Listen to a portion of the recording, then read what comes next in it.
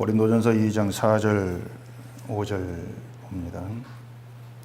내 말과 내 전도함이 설득력 있는 지혜의 말로 하지 아니하고 다만 성령의 나타나심과 능력으로 하여 너희 믿음이 사람의 지혜에 있지 아니하고 다만 하나님의 능력에 있게 하려 하였노라. 아멘. 기도하겠습니다. 저희가 하나님 말씀을 듣고 그 말씀 안에서 하나님의 은혜를 알아가는 이 모든 것들이 우리에게 허락되어진 하나님의 놀라운 축복인 것을 알게 하시고 그 축복됨을 이 시간 마음껏 누리며 감사할 수 있도록 해주시옵소서. 예수님 이름으로 기도합니다. 아멘. 오늘은 하나님의 능력에 대해서 같이 좀 생각해 보겠습니다. 제가 이제 설교를 준비하면서 자주 좀 생각하는 게 뭔가 하면은 혹시 제가 여러분께 드리는 그 말씀의 내용들에 대해서 그러한 것을 꼭 좀 알아야 될 필요가 있는가, 몰라도 신앙생활 하는 데에 별 지장이 없지 않는가, 이러한 생각이 혹시 있지나 아니한가, 그런 저의 기우입니다. 그냥 쓸데없는 걱정들을 좀 할 때가 많이 있습니다. 제가 여러분의 생각을 잘 모르죠. 여러분들이 성경을 어떻게 이해를 하시고 또 성경을 받아들이는 것이 어떤 수준에까지 와 있는지, 또 저희의 설교에 대해서 어떠한 생각을 갖고 있는지 전 전혀 간파하지를 못하고 있습니다. 그냥 아주 가끔 그 여러분들에게서 보여지는 어떤 그 모습들을 통해서 이제 나름대로 그냥 이 정도겠구나 그렇게 짐작할 뿐이지, 여러분과 제가 거의 얘기하는 게 없으니까 알 수가 없죠. 그래서 여러분 수준에 맞춰가면서 설교를 하지는 못하겠고, 다만 이 정도면 설마 알아들으시겠지, 그렇게 기도하고 기대하고 그냥 설교를 하는 것입니다. 그러다 보니까 쓸데없는 걱정들을 하면서 제가 좀 설교 준비를 많이 합니다. 말씀드린 것처럼 그런 건 몰라도 신앙생활 하는데 별 지장이 없지 않겠는가, 이런 생각을 가지고 하며 그 설교를 듣고 하면 어떡하나, 그런 염려가 좀 있죠. 오늘 그 하나님의 능력, 이 설교를 제가 또 준비하면서도 그런 생각이 또 많이 듭니다. 하나님의 능력 그런 건 몰라도 교회 다니고 살아가는데 별 지장이 없지 않는가, 내가 하나님 능력이 뭔가 안다 해서 그게 달라질 것이 있겠는가, 혹시 이런 생각을 가지고 들으면 또 어떡하나, 그러다 보니까 쓸데없는 걱정이 막 들어오다 보니까 머리가 쉬어져요. 표가 나긴 납디다. 그래서 제가 생각하기에도 참 쓸데없는 걱정을 하고 있다고 제가 압니다. 아는데, 그런데도 또 한편으로 생각하면 이 성경이라고 하는 것이 사람의 관심을 끌 만한 내용이 전혀 없어요. 사실 그렇지 않습니까? 물론 어떤 재주 많은 목사는 이 관심거리가 되지 못한 성경 가지고 재미있게 말하고 웃기도 하고 그렇게 한다던데, 근본적으로 성경은 사람의 관심을 끌 만한 그런 내용이 되지를 못합니다. 그러다 보니까 꼭 알아야 되는가, 이러한 생각이 좀 붙들릴 수가 있기도 하죠. 그래서 혹시라도 또 그런 생각이 있으신 분이 있을까 해서 제가 이런 말씀을 좀 드리고 싶습니다. 제가 군대를 직업 군인으로 5년 있었고 중사로 제대했다는 거 아실 분은 다 아실 겁니다. 저는 군대는 제대하면 그것으로 이제 끝나는 줄로 그렇게 알았죠. 이번 4월 달에 우리 큰애가 이제 그 군의관으로 입대를 하면서 제일 먼저 제가 생각한 것이 군인 콘도를 이용하는 거, 군인 가족으로. 그게 관심이 있어가지고 그걸 제가 좀 알아보려고 했죠. 우리나라에는 군인 콘도가 몇 군데가 있습니다. 그래서 현역 장교나 또 부사관들이 그 군인 콘도를 저렴하게 이용을 하는데 제가 이제 교단 일로 숙박을 하면서 이제 일할 때가 많이 있어서 혹시 또 군인 가족 되어 가지고 이용할 수 있지 않겠나 싶어서 국군 복지 그 홈페이지가 있습니다. 들어가서 제가 알아봤죠. 근데 그 홈페이지에 들어가서 제가 깜짝 놀랐습니다. 왜냐하면 그 국군 콘도를 이용할 수 있는 자격이 예비역도 중사 이상이면 다 이용할 수가 있더라고요. 제가 그걸 35년 동안 모르고 살았습니다. 중사로 제대하면 그런 혜택이 있다는 걸 아무도 알려주지도 아니했고 모르고 살았죠. 알아보니까 가격도 현역 군인보다 10%만 더 내면 되는 거예요. 현역이 7만 원이면 전 7만 7천 원. 그러면은 이용을 하겠더라고요. 대전에 군인 콘도가 있습니다. 아주 고급 콘도인데 당장 제가 이제 내일부터 1박 2일로 또 총회 우리 서기 목사 몇 분하고 모임을 하고 회의를 또 하게 되어 있습니다. 대전 콘도를 예약을 하는데 일반인이 18만 5천 원, 제가 7만 9천 원. 엄청난 차이가 있죠. 이렇게 좋은 혜택을 35년간을 제가 모르고 살았습니다. 그걸 몰랐다고 해서 제가 살아온 지장이 있었던 건 아니죠. 아무 지장이 없어요. 아무런 문제 없이 살아왔습니다. 다만 누릴 수 있는 그 혜택, 어떤 그 유익된 거, 또 즐거움이 될 수도 있겠죠. 그걸 누리지를 못한 것 뿐입니다. 우리가 성경을 모른다는 것도 좀 그런 것이 아닌가 생각이 됩니다. 성경을 모르거나 또 안다고 하는데도 잘못 알고 있을 때 복음에서 벗어나서 다른 길로 간다는 것도 심각한 문제가 되는 것이지만은 신자로서 하나님과의 관계에서 누리게 된 즐거움이 있습니다. 하나님과 더불어 함께 있을 때에 누리게 된 혜택, 즐거움, 기쁨 이게 있는데 그걸 놓친다. 그걸 모르고 살아간다. 이걸 우리가 간과할 수가 없는 겁니다. 그래서 혹시라도 그런 건 몰라도 사는데 지장이 없다 그런 생각이 든다면은 물론 사는데 지장이 없지만은 신앙으로서 하나님과의 관계에서 누리게 될 혜택과 그 유익으로 인해서 인한 기쁨 그런 것들을 놓쳐버린다는 좀 그런 생각으로 성경을 대했으면 하는 그런 바람이 있는 겁니다. 하나님의 능력에 대한 문제도 다르지가 않습니다. 기독교인들이 많이 기도하는 것 중에 하나가 능력 달라는 거죠. 특히 목사가 기도할 때 능력 달라, 목에 핏대를 세워가면서 기도를 합니다. 어떤 능력을 원할지는 뭐 뻔한 것 아닙니까? 설교의 능력, 뭐 기도의 능력, 목회의 능력. 사실 목사로서 그 세 가지 능력만 딱 주어지면 더 이상 뭐 원할 것이 없다고 할 수가 있을 거예요. 근데 평생을 기도해도 하나님은 그런 능력을 안 줍니다. 이유가 뭐냐면은 하나님의 능력은 그런 게 아니거든요. 그런데도 이제 목사들은 하나님께서 그런 능력만 주시면은 막 설교로 교인들 변화시켜버리고 또 응답받는 기도도 뭐 할 수 있고 목회를 잘해가 교회도 부흥시킬 수가 있고 이제 그런 이제 망상이죠. 그런 망상에 젖어 있는 거예요. 그래서 능력에 대해서 뭔가 아쉬워하고 목말라 하는 겁니다.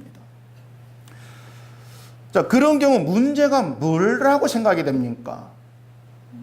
그렇게 되었을 때 어떤 문제가 있느냐? 문제가 뭔가 하면은 이 자꾸 인간들만의 세상만 생각을 하고 있다는 겁니다. 내가 존재한다. 내 교회가 있다. 그것만 생각을 하는 거예요. 그렇기 때문에 내 교회를 부흥시켜야 되겠다는 생각에서 벗어나지를 못하고 자꾸 능력을 달라고만 하고 있는 겁니다. 근데 그게 모르는 게 뭐냐면은 이 세상이라고 하는 건 우리끼리 인간끼리 사는 세상이 아니라는 겁니다. 세상을 다스리고 주도한 분이 따로 계십니다. 그걸 모르는 게 문제예요. 우리끼리 사는 것이 아니고 이 세상을 주도한 분이 따로 계시는 겁니다. 성령이 오신다는 것은 따로 어떤 능력을 주려고 오시는 것이 아니고 바로 그 사실을 알게 하기 위해서 오시는 거예요. 너희끼리 사는 게 아니다. 여러분이 분명히 아셔야 될 것은 여러분끼리 우리가 하나님이 계시지 않는 세상을 지금 우리끼리 일해가면서 잘해보자고 그렇게 살고 있는 것이 아니라고 하는 겁니다. 하나님이 다스리시고 하나님께서 우리를 간섭하고 주도해 가시는 그 세상 속에 우리가 끼어 있는 거예요, 지금. 그걸 먼저 분명히 아셔야 합니다. 요한복음 15장 5절에 잘하는 내용이죠. 나는 포도나무여 너희는 가지라. 그가 내 안에 내가 그 안에 거하면 사람이 열매를 많이 맺나니 나를 떠나서는 너희가 아무것도 할 수 없습니다. 사람이 내 안에 거하지 아니하면 가지처럼 밖에 버려져 마르나니 사람들이 그것을 모아다가 불에 던져 사르느니라. 가지가 열매를 맺으려면 당연히 나무에 붙어 있어야 합니다. 따라서 열매라고 하는 것은 가지가 그 나무에 붙어 있음으로 인해서 주어진 혜택입니다. 열매라고 하는 건 혜택이에요. 어떻게 하면 나무에 붙어 있을 수가 있고 어떻게 하면 내가 예수 안에 거할 수가 있느냐, 이 문제는 여러분이 고민할 문제가 아닌 겁니다. 고민하지 않아도 돼요. 근데 기독교인은 그 문제로 고민을 합니다. 내가 어떻게 하면 예수 안에 있을 수 있을까?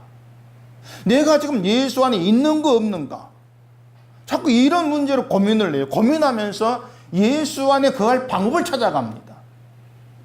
어떻게 하면 예수 안에 거하지? 근데 그 방법이라는 것이 모두가 다 인간이 만들어낸 인간적인 방법이에요. 인간적이란 말이죠. 기도하면 됩니다. 성령 받으면 됩니다. 어느 것도 예수 안에 거하는 답이 될 수가 없는 겁니다. 여러분은 예수 안에 거하십니까? 예수 밖에 있습니까? 예수 안에 계십니까? 맞습니까? 맞다고 치고. 왜 예수 안에 거한다는 것이 우리가 고민할 문제가 아니고 어떤 방법을 찾아갈 수 있는 것이가 아닌가 하면은 신자라고 하는 것은요, 하나님에 의해서입니다. 하나님에 의해서 이미 예수 안에 부름받은 사람이에요. 그렇기 때문에 여러분은 이미 예수 안에 있는 겁니다. 어떻게? 하나님의 능력으로. 하나님의 능력으로 예수 안에 거하고 있는 게 성도, 신자예요. 그러니까 성령이 오신다는 게 뭐냐면 우리를 예수 안에 있게 하려고 성령이 오신다는 것이 아니고 우리가 부르심 받아서 예수 안에 있다는 걸 알게 하기 위해서 성령이 오시는 거예요. 그러니까 내가 지금 너는 너 혼자 사는 것이 아니고 예수와 연결되어 있어. 주 안에 있고 주와 연합되어 있어. 이걸 알게 하는 것이 성령의 오심이에요. 근데 기독교인이 이것을 알지를 못하게 되면은요, 늘 내 행함을 가지고 자기를 확인하려고 한단 말이에요. 그래서 내게 뭔가 잘못된 게 있고, 어떤 죄라고 하는 것이 보이고, 뭔가 실수가 있고, 뭔가 부족한 생각이 그러면은, 내가 예수 안에 있는가? 그게 맞는가? 자기 존재 위치에 불안감을 느낍니다. 의심을 하는 거예요. 근데 그게 흔들리는 거죠.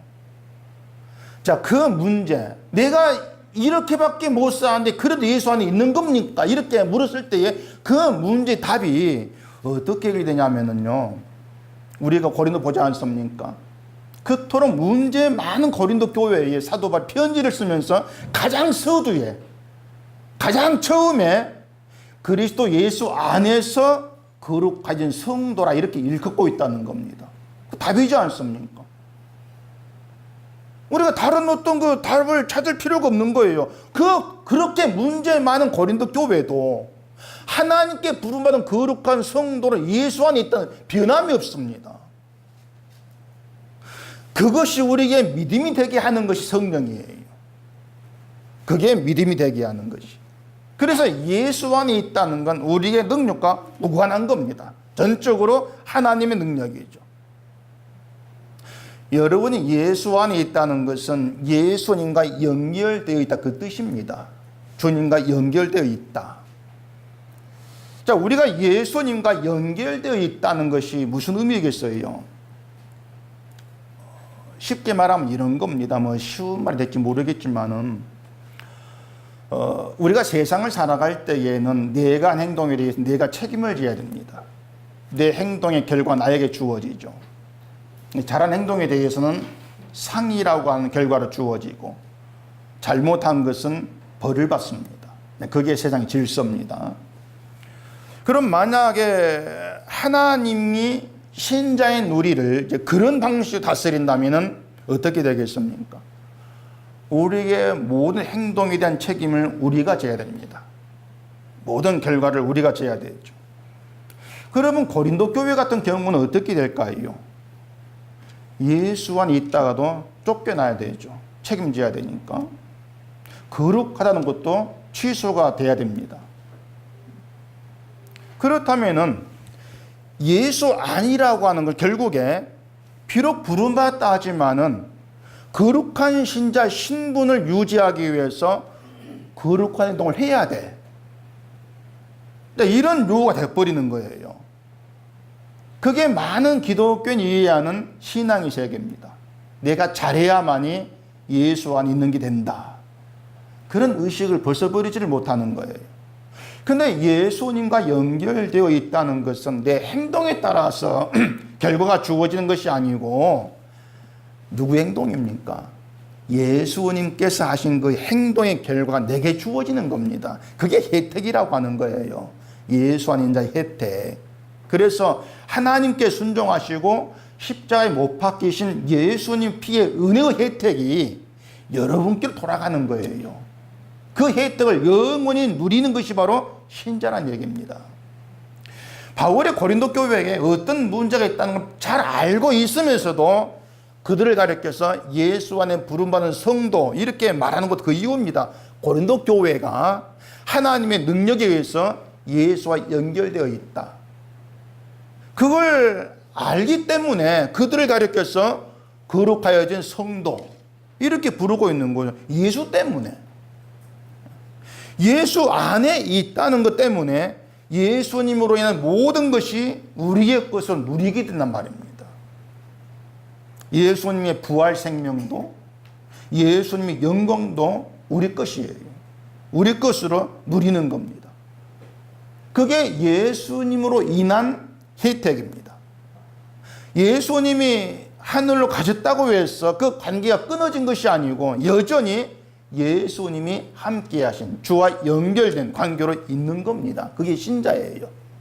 그걸 알게 하는 것이 성령이죠. 아까 말씀드린 것처럼 전 제대하면 끝인 줄 알았는데 연결되어 있더라고요. 그런 혜택이 주어지지 않습니까? 그 예수와 연결되어 있는 혜택, 그 혜택을 여러분이 모른다고 생각해 보세요. 그걸 몰랐을 때에 신앙을 어떻게 오해를 하겠습니까? 또 어떻게 살려고 할까요? 당연히 지금의 한국교회가 보여주고 있는 대로 내가 열심히 하지 않으면 안 된다 이 생각으로 살아갔죠. 그러다 보니까 신앙이 짐이 되지 않을 수가 없습니다. 그래서 하나님께 능력 달라고 소리치죠. 좀 더 잘해보고 싶은 마음에서 능력 달라. 그렇게 할 수밖에 없어요. 결국 그런 사람들은 뭔가 좀 잘한 것이 있다고 보여지면 자랑을 하죠. 내가 이렇게 했습니다. 그렇게 나와줄 수밖에 없는 거죠. 오늘 본문 다시 한번 읽어보십시다. 같이 읽어볼까요?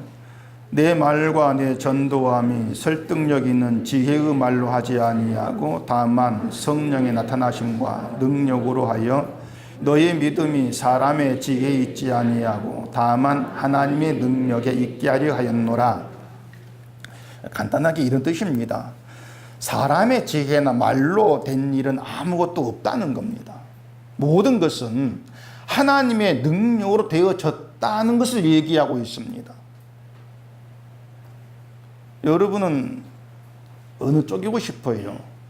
여러분이 십자가를 알게 되고 믿게 된 것이 사람의 지혜 때문이었으면 좋겠습니까? 하나님의 능력 때문이면 좋겠습니까? 당연히 후자겠죠. 하나님의 능력 때문에 내가 십자가를 알게 되었으면 좋겠습니다.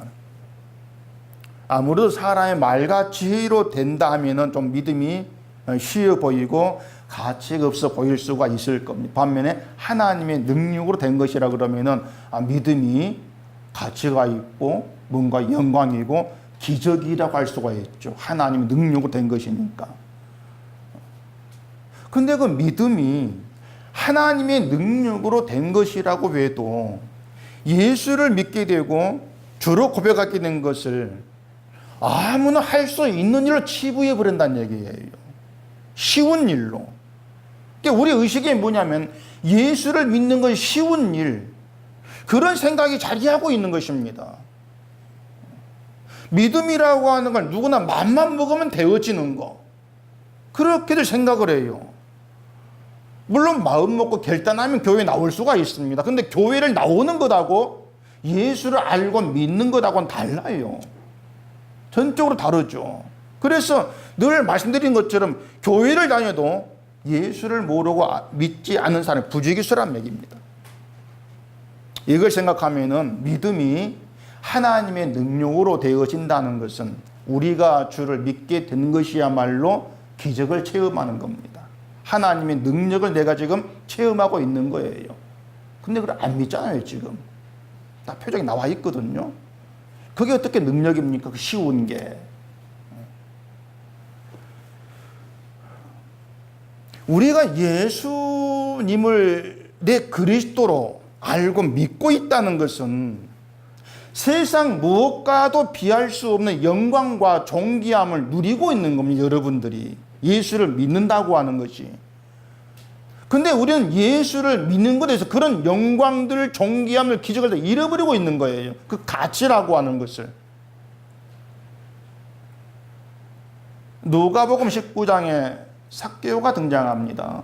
삭개오 하면은 키 작은 사람으로 유명하죠. 키가 작고 세리장, 그런 사람이었습니다.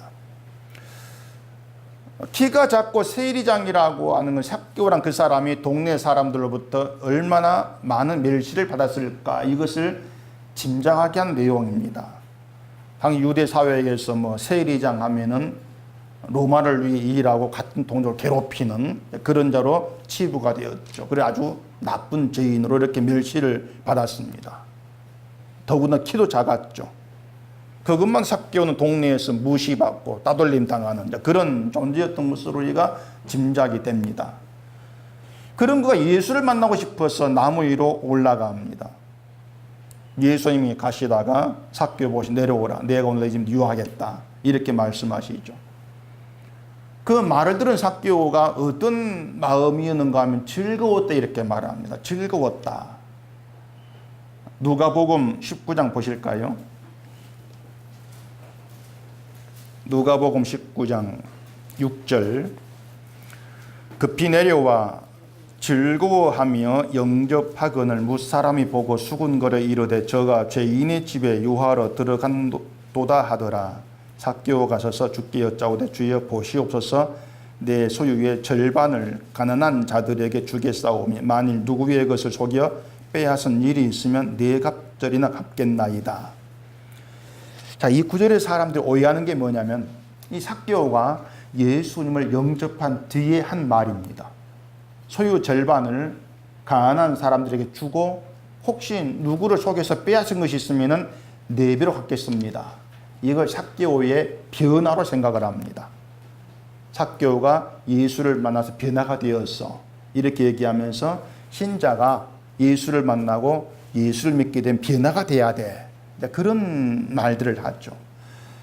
물론 신자가 예수를 만나게 되고 알게 되면 변화되는 게 분명히 있습니다. 변화는 맞지만은 어떤 사람으로 변화되는가가 중요하죠. 삭개오가 갑자기 돌연히 소유 절반을 다 내어놓고 남의 걸 빼앗은 게 있으면은 4배를 갚겠습니다. 4배를 갚겠다고 하는 건 율법보다 더 많이 갚겠다는 겁니다. 율법은 2배예요. 율법이 2배를 갚겠다고 하는 거죠. 예수님이 삭개오에게 이렇게 해라고 말씀하신 것도 없어요. 그냥 만나서 즐거워가지고 그렇게 삭개오가 작정으로 나온 것입니다. 이것은 예수를 믿으면은 돈 내어 놓는다, 그런 게 아니고, 이게 뭘 의미하냐면요, 자기에게서 가장 존귀하고 가치 있는 것이 바뀌었다는 겁니다. 그걸 삭개오가 소유를 내어놓는 것으로 그렇게 보여주고 있는 거예요. 얘기했죠. 삭개오가 세리에다 키가 작아서 무시받는 그런 위치에 있었다고. 그렇게 무시받을 수밖에 없는 사람들이 추구하는 것이 뭐냐면 무시받지 않기 위해 힘되는 것을 가지는 겁니다. 그 힘되는 게 삭개오의 돈이었죠. 돈 많으면은 그 무시받는 가운데에서 뭔가 자기를 지킬 수가 있을 거라고 생각을 한 겁니다. 그게 세상 구조 아닙니까? 근데 삭개오가 자기에게 그렇게 가장 가치 있고 자기를 지켜주는 것이 돈이었는데 그 재물, 그 돈을 절반을 내어놓는다는 것은 나에게 이제는 가치 있고 존귀하게 바뀌었습니다. 이제는 돈이 아니고 예수 그리스도 당신입니다. 그걸 그 말로 표현을 하고 있는 거예요. 예수님이 내 집에 들어와서 내가 예수와 함께하게 되었다는 거, 그것이 자기에게는 돈으로 얻을 수 없는 위대함이고 영광이고 존귀한 가치로 여겼다는 겁니다. 그게 삭개오의 즐거움이었죠. 따라서 삭개오가 예수님을 집으로 영접했을 때 그 삭개오가 누린 혜택, 그게 뭐겠습니까? 삭개오가 예수를 만나고 예수를 영접해 누리게 된 혜택, 그 혜택이 뭡니까? 그 혜택이 뭐예요?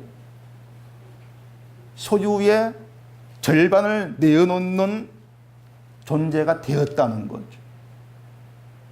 그게 무슨 혜택입니까? 이런 생각이 안 듭니까? 혜택이라면은 삭개오가 예수를 만나서 영접해가지고 더 부자가 되었다든가, 좀 높은, 더 올라갔다든가, 그런 것이어야 혜택이지. 그런 생각이 안 들어요?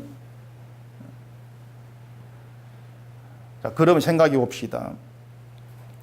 예수를 만나고 예수님과 함께해서 얻는 혜택이라면은 예수님을 알지 못한 사람에게는 없는 것이 돼야 됩니다. 그래야 혜택을 알 수가 있죠. 기껏 예수를 만나서 예수를 영접해서 누리는 혜택인데, 그게 예수를 모르는 사람이 있다, 그건 혜택이라 할 수가 없지 않습니까? 그렇기 때문에 더 부자가 되고 더 높은 데로 올라가는 것은 혜택의 가치가 없는 거예요.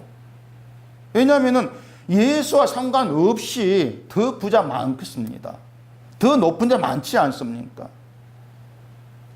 소유를 내어놓는 것이 예수로의 삭개오 혜택이라면 그것은 더 이상 재물을 가치 있고 존귀한 것으로 여기지 않게 되어진 것, 그게 삭개오의 혜택입니다. 그게 예수로 말미암아 신자가 누린 혜택이라는 거예요. 여러분, 혜택. 우리가 예수를 알고 예수 안에 있게 됨으로 인해서 우리는 이미 천국에 들어온 사람이 되었다는 거죠. 나의 행함과 상관없이 하나님의 능력으로 되어진 그 일, 그리고 예수 안에 있게 된 후에도 행함과 상관없이 천국의 사람의 힘을 존재하는 것, 그렇게 예수 안에서 예수의 흘리신 피의 은혜 아래에 있는 것, 그게 여러분의 혜택이에요. 그 혜택으로 인해서 여러분의 가치, 존귀함이 이 땅의 것이 아니고 예수를 뒤바뀌어 버린 겁니다. 그래, 이제 나에게는 예수님이 간 존귀한 분입니다. 나의 영광이고 나의 생명입니다. 이걸 알게 되어진 것이 내게 주어진 혜택입니다. 그런 고백이 있어지는 게 진짜 신자인 거죠. 이렇게 하나님은요, 우리를 모든 것이 다 이루어지는 완성의 세계에 불러 놓으신 겁니다. 예수 안이라는 것이 완성의 세계예요. 근데 여기에서 사람들이 고민이 생깁니다. 지난주 말씀드린 것처럼 구원받은 후에 내가 뭘 할까? 예수 안에 내가 부름받았으면 예수 안에서 뭘 할까? 뭐 해라겠죠, 제가? 예? 그 말은 잘 기억합니다. 놀아라는 말은. 잘 노시라겠지 않습니까? 예수 안에 할 일, 노는 거다. 잘 노시는 것. 근데 사람 고민이 뭐냐면은 모든 것이 이루어진 완성의 세계라고 하니까 그럼 우리는 뭐 하라고 이제? 이런 고민이 나오는 거예요. 완성의 세계라고 하니까 그걸 할 게 없잖아. 그럼 내가 뭐 하라고? 그래서 완성의 세계란 싫어하는 겁니다. 우리도 해야 될 게 좀 남겨놓지. 이러고 있는 거예요. 그리고 뭔가 하고 있다는 걸 보여주고 그것을 내가 신앙생활을 하고 있어. 확인하고 싶어서 뭔가 할 걸 찾아 헤매는 거죠. 근데 그러한 것들이 하나님의 능력으로 완성된 세계를 멸시하는 것이고 신자가 누린 혜택을 놓치고 있는 겁니다. 하나님 우리를 완성된 세계 예수 안에 불러 놓으신 것은 이제부터 마음껏 먹고 놀아라. 어떻게 해서 천국 가니 걱정하지 말고 교회도 가고 싶으면 가지 말고 마음대로 해. 그런 의미다? 아니다. 세상은 지금보다 더 나아지기에 살고 있고 늘 자신에게 있는 것에 대해서 아쉬워하면서 그렇게 살아가는데 그런 세상에서 완성된 세계를 아는 사람 살아가라는 겁니다. 그게 여러분의 할 일이라고 하는 거죠. 그게 신자의 사명이에요. 믿음이 사람의 지혜가 아니라 하나님의 능력이 있게 하였노라 이렇게 말하지 않습니까? 하나님의 능력을 믿는 그 믿음으로 살아가 그겁니다. 예수님이 다 이루신 완성의 세계에 있다고 해서 여전히 세상 바라보면서 먹고 놀아라. 그건 아닌 거예요. 돈이 있어야 무시받지 아니한다. 그런 사고방식의 세상에서 나에게는 예수 그리스도가 존귀고 영광이고 생명입니다. 나는 예수님이 계신 것으로 내가 예수 연결되어 있는 것으로는 부족함이 없습니다. 그 믿음으로 살아가는 겁니다. 그게 여러분의 사명인 거예요. 그래서 우리를 예수 안에 부르신 것은 예수 안의 세계를 살아가라고 부르시는 겁니다. 그 혜택을 아는 대로 살아가라는 거예요. 우리가 세상만 생각을 하면은 예수님이 영광이 되고 생명이 되고 존귀해야 되고 알 수가 없습니다. 예수 안에 있다 해서 돈 생기는 것도 아니고 출세하는 것도 아니거든요. 근데 종말을 생각하면은 달라집니다. 세상의 마지막 때가 되면은 우리의 가장 가치 있고 존귀한 분은 예수 그리스도로 명확히 드러나게 되어집니다. 그때가 되어지면은 그리스도 약속 안에 되어진 모든 게 드러나고 그걸 완벽히 누릴 때가 마지막 때 종말이 되는 것입니다. 신자는 그렇게 종말의 그때를 바라보게 될 때에 예수님의 존귀와 영광이 동의가 되는 거예요. 맞습니다. 동의가 되는 거예요. 그렇게 주를 믿는 자로 살아가는 것이 종말을 사는 겁니다. 주님이 내 영광입니다. 이걸 믿고 살아가는 게 종말을 사는 거예요. 그게 이 세상에서 여러분의 사명이라는 거죠. 마지막 때를 생각하면은 생명의 문제가 중요하게 다가와집니다. 생명의 문제가. 근데 마지막 때를 생각하지 않고 덮어버리고 이 세상만을 생각하기 때문에 생존의 문제가 크게 다가오는 거예요. 그게 중요하지. 그렇게 여길 수밖에 없는 겁니다. 그래서 예수로 인한 영광이니 생명이 존귀니 이러한 것들이 마음에 크게 와닿지를 않는 거죠. 그리고 세상처럼 잘 되고 크고 그러한 데에만 마음 두면서 그걸 위해서 하나님을 찾는 그런 잘못됨으로 가게 될 수밖에 없는 겁니다. 신자가 예수 안에 있다면은 생명의 문제가 크고 중요한 것으로 다가와줘야 되고요. 생존의 문제는 상대적으로 작아져야 됩니다. 예수 안에서는. 그러한 신자가 예수님 오심을 기다리면서 천국을 소망하지 않겠습니까? 그렇게 천국에 마음이 끌리고 소망하게 되어지는 것, 바로 이것이 예수를 말미암은 여러분이 누리는 혜택이에요. 그것이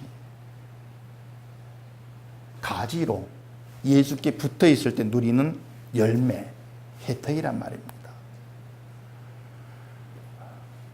홍수 심판에서 살아남은 사람이 노아 가족이죠.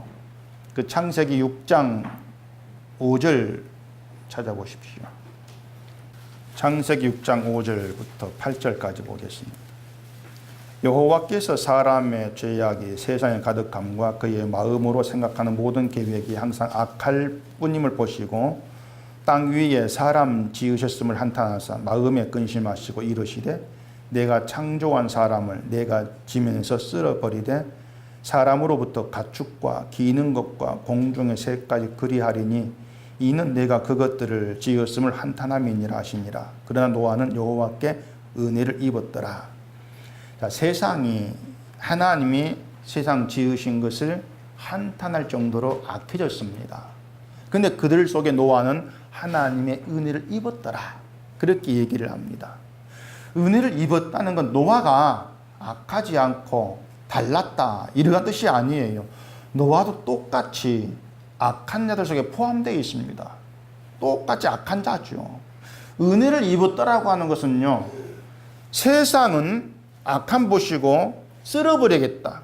그 말씀 그대로 대하시는데 노아만큼은 은혜로 대하겠다는 겁니다. 그게 은혜를 입었다 그 뜻입니다. 은혜로 봐줄게 그겁니다. 은혜로 봐준다. 이게 홍수 심판에서 구원받는 것으로 끝나는 게 아니에요. 노아가 홍수 심판에서 구원받다고 해서 죄를 범하지 않은 그런 인간 된 게 아니지 않습니까? 방주 나와도 여전히 노아에게 나오는 죄밖에 없습니다. 그런 것을 여전히 하나님은 은혜로 대하시겠다. 그게 은혜를 입었다는 의미예요. 그게 노아가 누린 혜택입니다. 하나님이 나를 은혜로 대하신다. 그게 혜택이라고 하는 거예요. 그걸 알았기 때문에 노아가 방주에 나와서 정결한 짐승으로 제사를 드린 것이죠. 하나님께서 우리를 예수 안에 있게 하신 예수의 피로 말미암아 용서의 은혜로 대하시겠다. 그 의미가 되는 겁니다. 예수 안에 부르셨다는 것이. 그러니까 예수 안에 있는 신자들은 우리가 누린 혜택은 뭐냐면 하나님 우리를 용서의 은혜로 대하신다. 영원토록. 엄청난 혜택이죠. 그 혜택으로 기뻐하게 되고 감사하고 찬송하는 것이 신자로서의 즐거움이에요. 기쁨인 것이죠.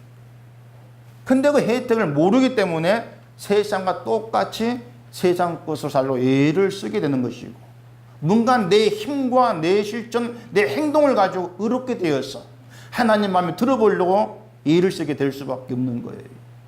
결국 신앙이 짐이 돼버리는 것이죠. 그러다 안 되면 세상과 똑같이 염려와 근심하고 그렇게 살아갈 수밖에 없는 것이고요. 우리가 예수 안에서 하나님의 그 혜택을 누리고 있기 때문에 우리가 지금 살고 있는 것은 우리가 착해서도 아니고 믿음이 좋아서도 아니고 잘나서도 아닌 겁니다. 하나님의 은혜를 입고 살고 있는 거죠. 하나님의 긍휼이 여기심으로 용서의 능력 가운데에서 혜택을 누리고 있는 겁니다. 우리는 생각하는 것부터가 악한 사람들입니다. 생각 자체가 아주 악한데 하나님께서 은혜로 모든 악한 것을 덮으신다는 겁니다. 그리고 예수께서 이루신 그 의로 우리를 덮으시는 거죠. 그렇게 해서 너희는 의로운 자다. 그 혜택을 우리가 누리고 있습니다. 사도 바울이 예수를 만나서 누리게 된 혜택이 뭐겠습니까? 그 보면 혜택이랄 것도 없어요. 오히려 인생 쪼그라들었습니다. 사도 바울은 예수로 인해서. 근데 복음 전하면서 매 맞고 죽을 고비 넘기면서도 그 예수로 말미암은 기쁨을 얘기할 수 있다는 거. 그게 바울의 혜택이었습니다. 예수를 만나기 전에는 그런 기쁨이 없죠. 바울에게는. 유대 사회에서 좀 더 이름 있고 명망 있는 그런 존재가 되기 힘쓰는 그런 삶의 방향으로 나가지 않았겠습니까? 근데 예수를 만난 후에는 죽음의 위기에 떨어져도 기쁨을 얘기할 수가 있는 거예요. 그게 하나님의 능력이죠. 죽음의 위기인데, 메마른 고통인데, 그 예수라는 그 한 분 때문에 기쁨을 얘기한다, 평강을 얘기한다. 놀라운 겁니다. 그게 하나님의 능력이고, 그 능력을 우리가 얘기할 수가 있고, 그 능력에 믿음이 가 있다는, 그게 여러분의 복됨이고 주로 말미암은 혜택. 그게 신자된 우리의 신분 존재 이유예요. 그래서 하나님의 능력은 이렇게 인간의 성품, 우리로는 전혀 가능하지 않는 일을 통해서 우리에게 증거되고 있는 겁니다. 내가 주를 알게 된 기쁨입니다. 이런 고백을 하게 되어지는 것도 하나님 능력이에요. 여러분의 자질이 아니고요. 저희도 말씀드렸지만은 여러분이 지금 예수님이 나의 기쁨이고 영광 존귀함입니다. 이렇게 고백이 되어진다면은 그건 하나님의 능력이지 제 설교 힘이 아니라는 겁니다. 제 설교는 늘 실패예요. 그걸 제가 압니다. 제가 설교를 아무리 잘하려고 해도 여러분으로 하여금 주를 알게 하고 주를 붙들어 놓는 것은 하나님의 능력입니다. 그렇게 하나님의 능력에 의해서 오늘 여러분이 이 자리에 나와 있고 존재하고 계시는 거예요. 그냥 존재하는 것이 아니고 은혜를 입은 자로, 여러분의 행위와 상관없이 거룩함을 입은 자로 그렇게 존재하고 있다는 겁니다. 그럼 제 설교는 뭐 해봐야 실패하니까 설교 대강하면 안 되겠습니까? 뭐 이런 생각도 할 수가 있겠죠. 어차피 제 설교로 안 되는 것이라면은 대강하면은 짧게 하고 그러면 목사도 편하지 않겠는가? 물론 제가 설교를 짧게 하고 대강한다고 해서 여러분의 구원에 지장이 있는 건 아닙니다. 근데 여러분이 주님과의 관계를 좀 더 알아가고 그 혜택을 누리면서 하나님의 능력을 믿는 믿음으로 잘 살고 있으면 또 모르겠는데 그렇지 않은 모습들을 보니까 설교를 대강 못하겠더라고요. 그래서 저를 설교를 대강 하게 하시려면은 주님과의 관계 속에서 잘 사세요. 그럼 제가 설교를 대강 할 겁니다. 그렇게 안 되잖아요. 또한 이유는 저를 위해서도 설교를 대강 못합니다. 설교를 준비하면 제가 저를 봐요. 저를 생각을 하죠. 이게 설교를 하면은 저와 여러분이 함께 유익을 얻고 예수를 보게 되어지는 거죠. 그래서 예수 안에서 누리는 혜택, 그 선물이 있는데 그 혜택을 놓치지 마시고요. 함께 그 기쁨과 즐거움이 있는 그 신앙의 길로 같이 갑시다. 그겁니다. 같이 갑시다. 그렇죠. 우리가 하나님 능력이 붙들려 있다. 이걸 생각하시면서 이 세상 문제 속에서 염려, 근심하고 그것보다도 정말 예수님이 여러분의 존귀함, 영광됨, 생명으로 자리하고 가치관이 바뀜으로 인해서 예수를 내가 알고 있어. 내가 주님과 연결되어 있어. 주님의 은혜 안에 용서의 능력이 붙들려 있어. 이 모든 것들이 기쁨이 되어지는 것, 감사가 되어지는 것, 혜택을 좀 마음껏 누리면서 믿음의 길로 힘있게 가게 되어지기를 바랍니다. 기도하겠습니다. 아버지 하나님, 예수 그리스도 우리가 얘기하되 그 예수님으로 인한 어떤 혜택 가운데 있는가를 놓쳐버리는 안타까운 그러한 저희가 되지 아니하도록 늘 주님과의 관계 속에서 주를 제대로 바르게 알아갈 수 있도록 도와주시옵소서. 예수 안에서 우리가 누리는 그 은혜, 하나님의 능력으로 인해 주어진 은총의 선물들, 그 모든 것들 누려가면서 이 땅에서 신자로서 완성된 그 세계를 나타낼 수 있는 저희가 되도록 도와주시옵소서. 예수님 이름으로 기도합니다. 아멘.